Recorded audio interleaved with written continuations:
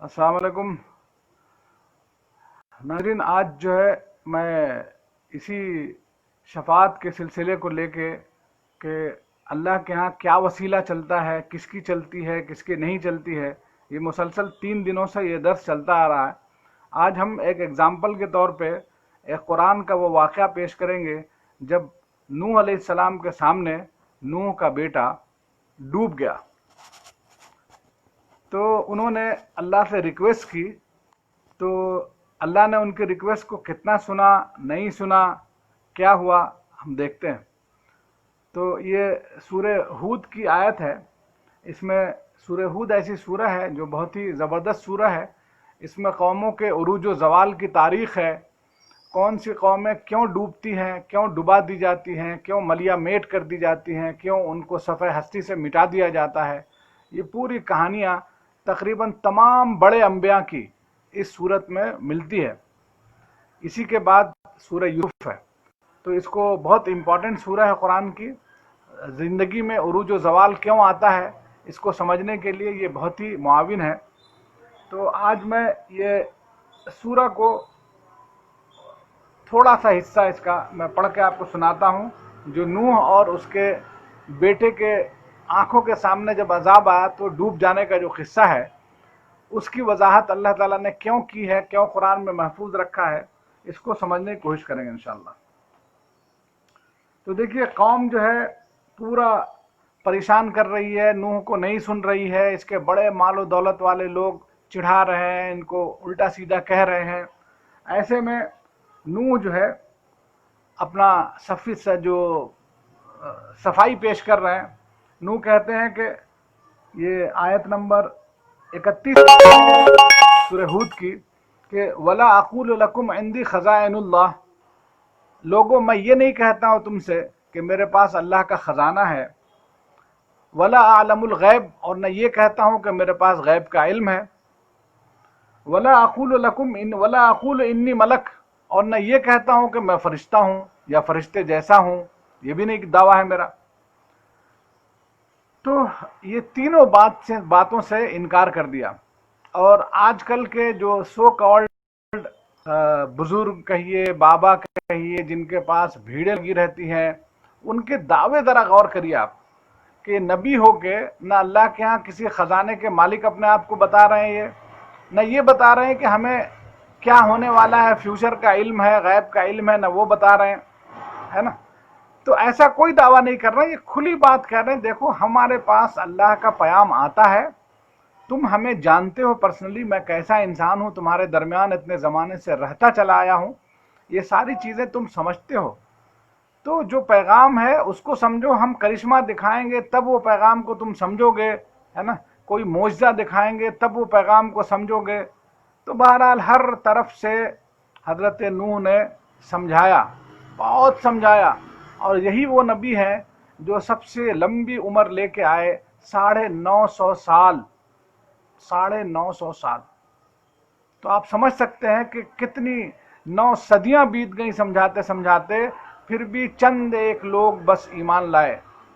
اور مزے کی بات یہ ہے کہ خود ان کا سگا بیٹا وہ بھی ایمان نہیں لایا۔ تو اب آپ سمجھ جائیے کہ کتنے کم لوگ رہے ہوں گے، اور یہ کتنے آئیڈیل ہیں اس معنی میں کہ اللہ تعالیٰ نے 900 سال تک سمجھاتے سمجھاتے سمجھاتے، اللہ کے رحم کا اندازہ کریے کہ اس کے غضب کا، جب بالکل ان لوگوں نے خود سے ڈیمانڈ کیا، جب نبی کو یہ چڑھانے لگے، اس کی کتاب کو، آیات کو جھٹلانے لگے، تو نبی نے ان کو سمجھایا، بھائی ایسا کرو گے تو اللہ کے عذاب سے ڈرو۔ پھر انہوں نے خود بخود دعوت دی اللہ کے عذاب کو، لے آؤ، کیا تم لانے والے ہو، کس چیز کا وعدہ کر رہے ہو، لے آؤ۔ تو جب یہ سب باتیں ہو گئیں تو اللہ کا عذاب آیا۔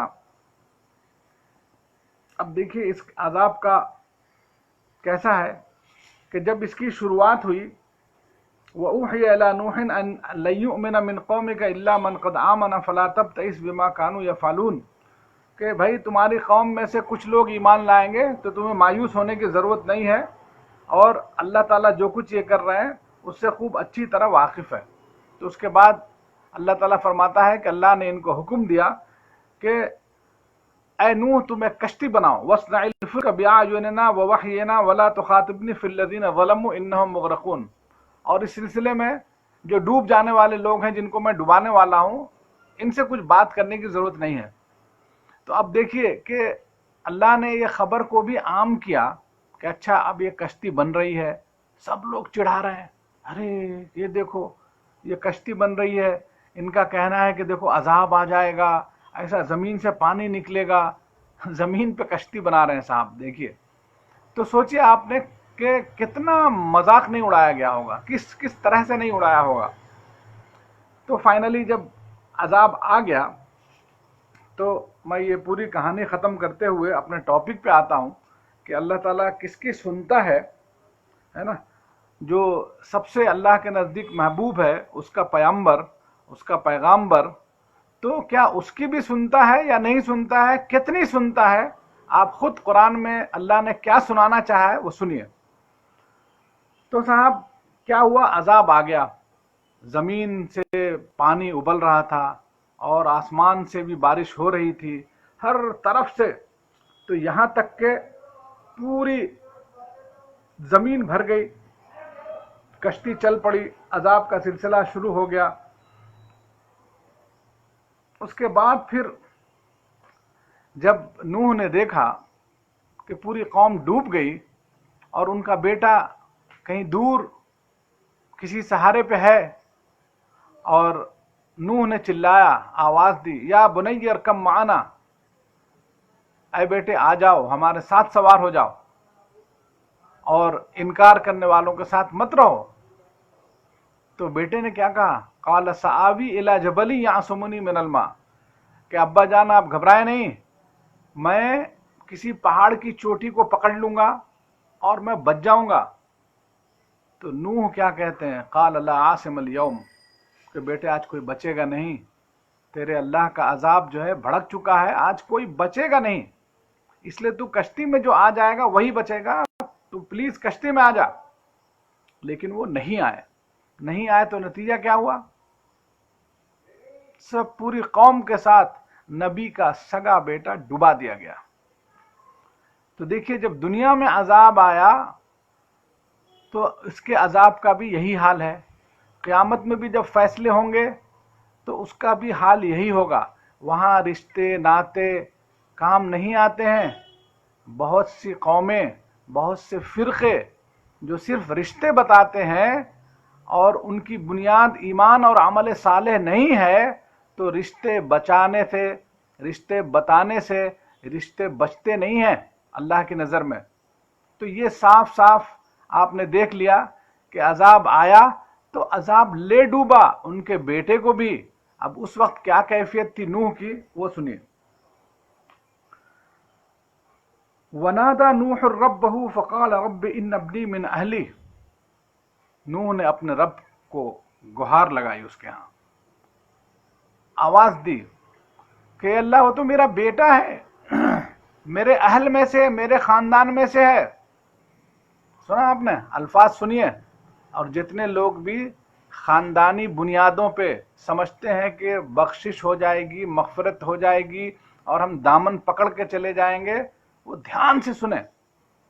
اگر یہ کانسیپٹ کلیئر ہو گیا تو آپ لا الہ الا اللہ جو پڑھیں گے تو اس کا مطلب اور اس کی تفصیل سمجھ پائیں گے، ورنہ باباؤں کے چکر میں آپ کہاں جائیں گے اس کا آپ کو اندازہ بھی نہیں ہے۔ تو اس گمراہی اور اس اندھیر نگری سے نکلیے، اور قرآن جو ایک روشنی ہے، ایک نور ہے، ایک فائنل بک ہے آپ کے پاس، جو اب کوئی نبی بھی آ نہیں رہا ہے اس کو بتانے کے لیے، یہ بک ہی ہے جس سے آپ کو خود استفادہ کرنا ہے۔ تو یہ بک جو رکھ دی گئی ہے اس کو سمجھنے کی کوشش کریے، الفاظ پہ غور کریے۔ تو یہ کیا کہتے ہیں، ان ابنی، یہ تو میرا ابن ہے، میرا بیٹا ہے۔ اس کے بعد کہتے ہیں من اہلی، اور میرے خاندان میں سے ہے۔ وَإِنَّ وَعْدَكَ الْحَقُّ وَأَنْتَ أَحْكَمُ الْحَاكِمِينَ۔ اب دیکھیے واسطہ بھی دے رہے ہیں حضرت نوح، کہتے ہیں آپ کا وعدہ تو سچا ہے کہ آپ میرے اہل و عیال کو، شاید میرے بچوں کو بچا لیں گے، اور آپ بہترین فیصلہ کرنے والے ہیں، احکم الحاکمین ہیں، سارے حاکموں سے بہترین حاکم ہیں، سارے حاکموں کے حاکم ہیں۔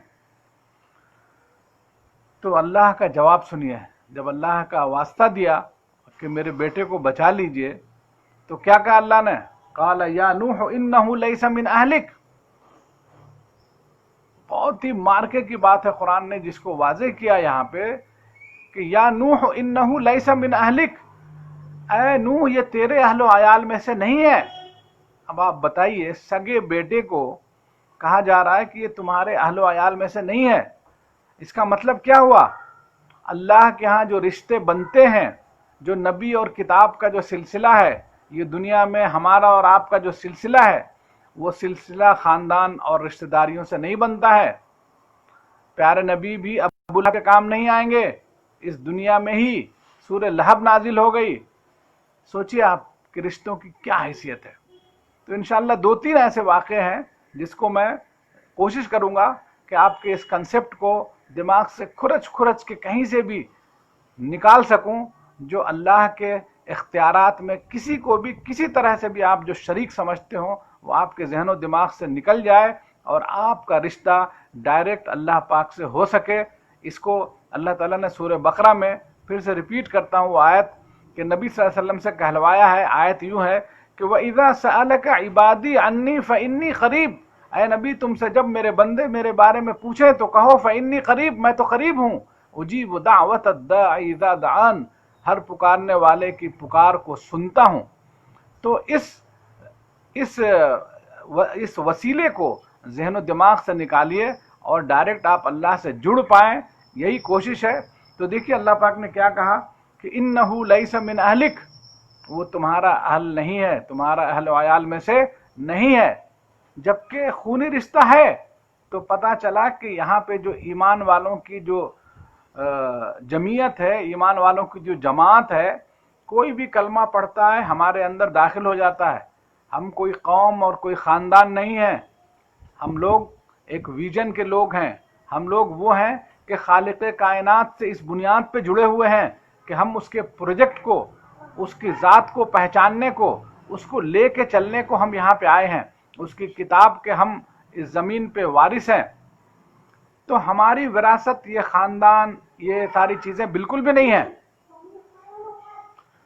تو اللہ تعالیٰ نے دوسری بات یہ کہی، پہلی تو یہ کہ تمہارے خاندان میں سے نہیں ہے، اور اس کی شاید بڑی وجہ بتا دی فوراً، انہو عمل غیر صالح، کیونکہ اس کا عمل جو ہے وہ صالح نہیں ہے.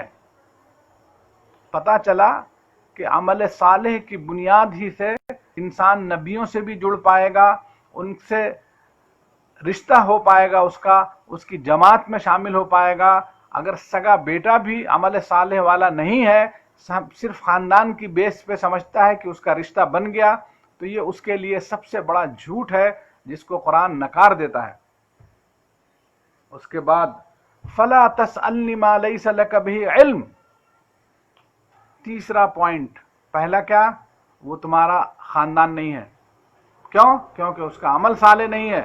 اس کے بعد جو ڈانٹنے کا پہلو ہے مزید، اس پہ تو آپ کو اور ہم کو لرز جانا چاہیے کہ اس طرح کا سوال بھی کوئی اللہ سے کرے، کوئی اس طرح کی سفارش بھی لے کے آئے کسی ایسے شخص کے بارے میں جس کا عمل غیر صالح ہو، خواہ وہ اس کا بیٹا ہی کیوں نہ ہو.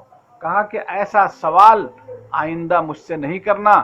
فَلَا تَسْأَلْنِ مَا لَيْسَ لَكَ بِهِ عِلْم، تم کو اس بات کا علم ہی نہیں ہے. انی اعظک، میں تمہیں نصیحت کرتا ہوں، ان تکون من الجاہلین، قبل اس کے کہ تم جاہلوں میں ہو جاؤ. دیکھا آپ نے جاہل لفظ کہا. جاہل عربی میں اور اردو میں ذرا فرق ہے. جاہل ہم عام طور پہ لیا گیا لفظ تو عربی سے ہی ہے اردو میں، لیکن ایکچول میں جاہل کہتے ہیں عربی میں جو جذبات سے مغلوب ہو کوئی جہالت کا کام کرے، کوئی غلطی کر جائے. تو ظاہر ہے یہاں پہ بیٹا ہے، بیٹے کی محبت میں سفارش تو کر ڈالی، لیکن اللہ نے کہا کہ میں تمہیں نصیحت کرتا ہوں کہ آئندہ مجھ سے ایسی کوئی بات، ایسے کسی بھی شخص کے بارے میں، خواہ تمہارا سگا بیٹا ہو، ہم سے ایسا سوال اس کی سفارش کے متعلق تو کرنا نہیں. تو فوراً اب دیکھیے نبی کا کیا عمل ہوتا ہے. قال رب انی اعوذ بک، اے اللہ میں تجھ سے پناہ مانگتا ہوں، مجھ سے غلطی ہو گئی، ان اسألک ما لیس لی بہ علم، کہ میں تم سے وہ سوال کروں جس کا مجھے علم ہی نہیں تھا. اے اللہ پاک مجھے اس کا علم نہیں تھا کہ میں اپنے سگے بیٹے کے بارے میں بھی آپ سے سوال کر سکوں کہ آپ اسے بچا لیجئے، عذاب سے اسے دور رکھیے، میرا بیٹا ہے، مجھ سے غلطی ہو گئی اللہ پاک۔ تو پہلی بات یہ کہی کہ مجھے واقعی اس کا علم نہیں تھا، وَإِلَّا تَغْفِرْ لِي وَتَرْحَمْنِي أَكُن مِّنَ الْخَاسِرِينَ۔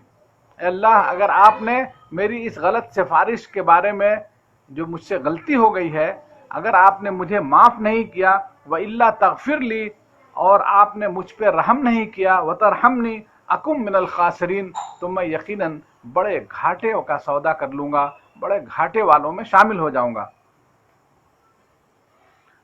تو دیکھا آپ نے ججمنٹ۔ اب اس سے زیادہ واضح چیز آپ کے لیے اور کیا ہو سکتی ہے؟ سگا بیٹا ہے، سامنے عذاب ہونے جا رہا ہے، یہ کہ چلو بھائی یہ بعد میں ایمان لے آئے گا، ابھی کشتی پہ فی الحال بچا لیں، کیا اللہ تعالیٰ اتنا بھی نہیں کر سکتا تھا؟ بتائیے آپ۔ لیکن اللہ اپنی سنت بتا رہا ہے کہ دنیا میں جب عذاب آتا ہے تو آپ کی ہماری یہ حالت ہے، اس کا رشتہ کیسا ہے اللہ تعالیٰ سے اس عذاب کا، اور ایک نبی کے ساتھ کیا معاملہ کرتا ہے وہ بتا رہا ہے۔ تو ہم کو تو آپ کو تو بہت ڈر جانا چاہیے کہ ہم اس کے بارے میں کہیں سے سوچ بھی لیں تو ہمیں اپنے عقیدے کی اصلاح کرنی چاہیے، اور ایسی کسی بھی طاقت سے جو اللہ کے علاوہ ہو اس کو کوئی طاقت نہیں سمجھنا چاہیے۔ اس کو نبی صلی اللہ علیہ وسلم نے کیا سکھایا؟ لا حول ولا قوت الا باللہ، کوئی طاقت نہیں ہے، کوئی قوت نہیں ہے مگر صرف اللہ ہے۔ اس کا مطلب کیا ہے؟ اللہ کی طاقت و قوت میں کسی کو شریک بھی مت کریے کہیں سے بھی، نبی کو بھی شریک مت سمجھیے۔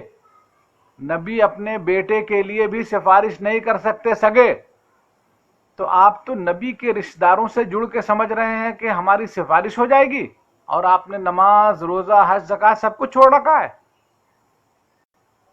غور کیجئے، بہت سارے ایسے فرقے ہیں، میں کسی کا بھی نام لیے بغیر، یہ ابھی اللہ کی سنت ہے کہ بہت کم لوگوں کے نام لیتا ہے اور ان کی گمراہی سے ان کو آگاہ کرتا ہے۔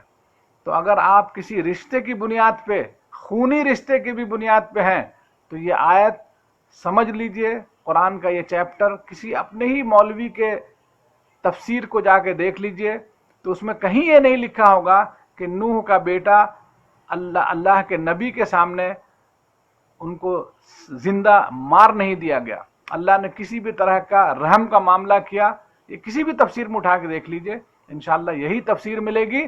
اب یہ آپ کے اوپر ہے کہ اس کہانی سے آپ سبق لینا چاہتے ہیں، یا وہی گلتھترئی کرنا چاہتے ہیں، یا اسی بے حیائی کے ساتھ اپنے پرانے عقیدے پر رہنا چاہتے ہیں۔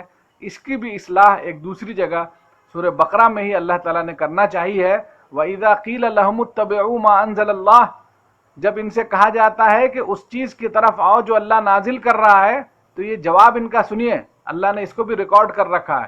قَالُوا بَلْ نَتَّبِعُ مَا وَجَدْنَا عَلَيْهِ آبَاءَنَا، ہم تو اس کی پیروی کریں گے جس پہ ہم نے اپنے باپ دادا کو پایا ہے۔ سمجھا آپ نے؟ تو اگر آپ باپ دادا سے بھی دیکھتے چلے آ رہے ہوں کہ رشتے ناتے کی وجہ سے ہماری بخشائش ہو جائے گی، یہ کہیں سے بھی سن رکھا ہو، باپ دادا بھی کرتے آ رہے ہوں، تو اس کو چینج کر دیجئے اللہ کے واسطے۔ امید ہے آج کا درس آپ کے اس کانسیپٹ کو بہت قوی کرتا ہو، مضبوط کرتا ہو کہ اللہ کے ہاں آپ کا اپنا عمل ساتھ جائے گا، کوئی بھی ساتھ دینے والا نہیں ہے، جیسا کہ قرآن نے کہا وَلَا تَزِرُ وَازِرَةٌ وِزْرَ أُخْرَىٰ، کوئی کسی کا بوجھ اٹھانے والا نہیں ہے۔ تو ہمیں سب اپنی اپنی تیاری میں لگنا چاہیے۔ فَمَن يَعْمَلْ مِثْقَالَ ذَرَّةٍ خَيْرًا يَرَهُ، قرآن نے کہا اس دن جس نے ذرہ برابر نیکی کی ہوگی اسے بھی دیکھ لے گا، وَمَن يَعْمَلْ مِثْقَالَ ذَرَّةٍ شَرًّا يَرَهُ، اور جس نے ذرہ برابر شر کیا ہوگا اسے بھی دیکھ لے گا۔ اقول قولی ھذا واستغفر اللہ لی ولکم اجمعین واستغفروہ انہ هو الغفور